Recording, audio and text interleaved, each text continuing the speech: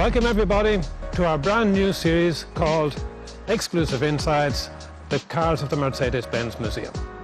My name is Pádraig O'Leary and I'll be your guide again.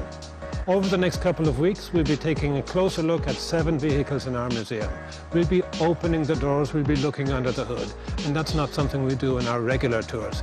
So you can imagine how much I'm looking forward to this round, and I hope you are too. Let's have a closer look, let's get started, just follow me.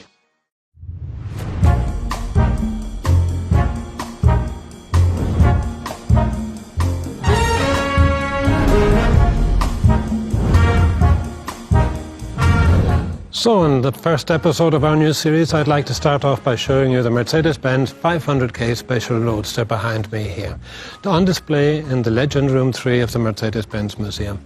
And especially for our new series, we have opened the bonnet of this car to show you the heart of the vehicle, the straight 8 5-litre engine with compressor. The compressor you can see quite clearly here.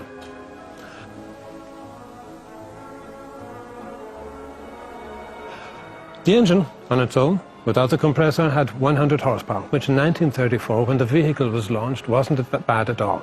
Most cars had about 28 horsepower, 30 horsepower. When you switched on the supercharger, however, the compressor, you suddenly had 60% more power in your engine. That gave you 160 PS, or 160 horsepower, and a top speed of 160 kilometers an hour. Unimaginable in the 1930s, but if you had enough money to get such a car, then you got the speed.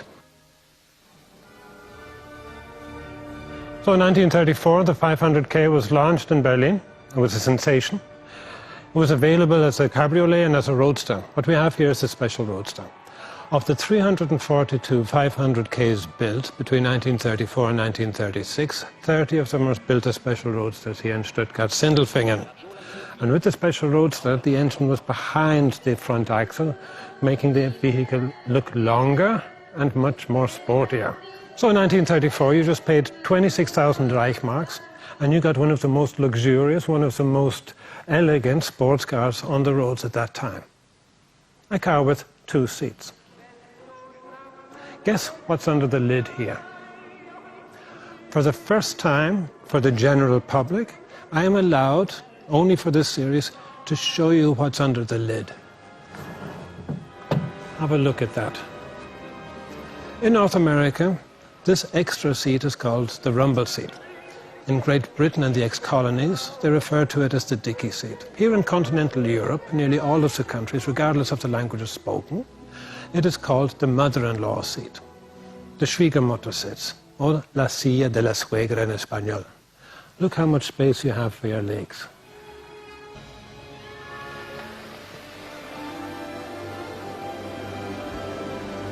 With such little legroom, the mother-in-law seat was most often used to carry luggage or the shopping. In this particular model, we have 2 spare wheels, one above the other. Many of these roadsters had only 1 spare wheel, the lower one, which made it easier to hide it under a different panel. Some would believe making it more elegant. Maybe the mother-in-law had little legroom, but the driver certainly had more. And here, with this knob, you could adjust the seat of the driver backward and forward.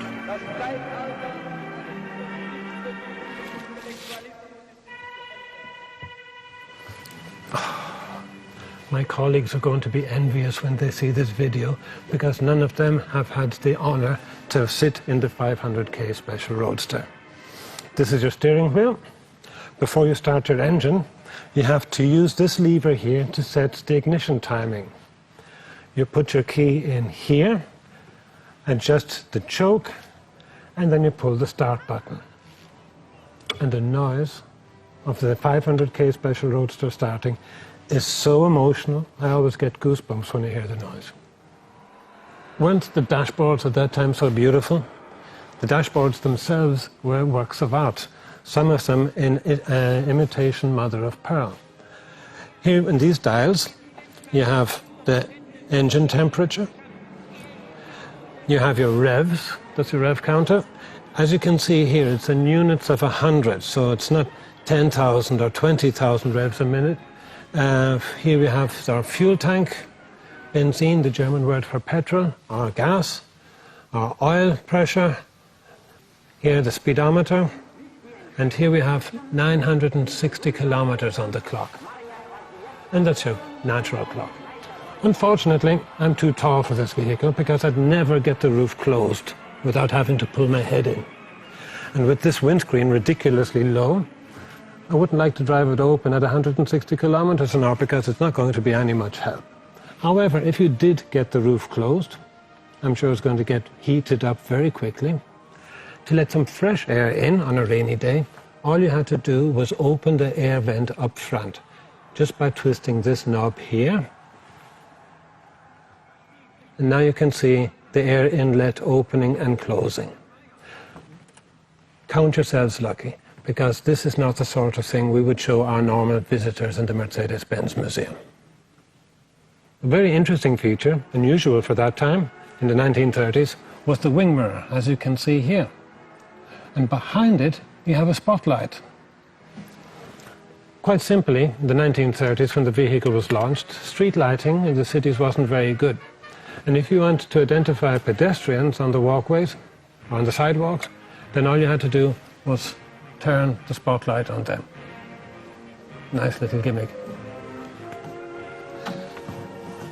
Doors that opened up like this were called suicidal doors at that time. Modern limousines, the wheels are attached with about 5 nuts. Sports cars maybe with 1 nut, exactly like here.